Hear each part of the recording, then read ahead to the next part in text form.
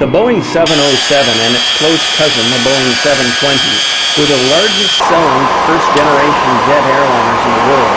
Developed by Boeing in the mid-1950s, these classic jetliners were ordered by the world's leading airlines of the day and served as frontline transport throughout the 1960s.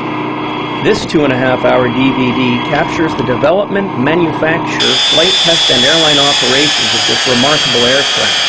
All of the early Boeing 707 and 720 customers are represented, including Pan Am, Continental, TWA, American Airlines, Braniff, Varig, Air France, Aer Lingus, United Airlines, BOAC, Sabena, South African Airways, and others.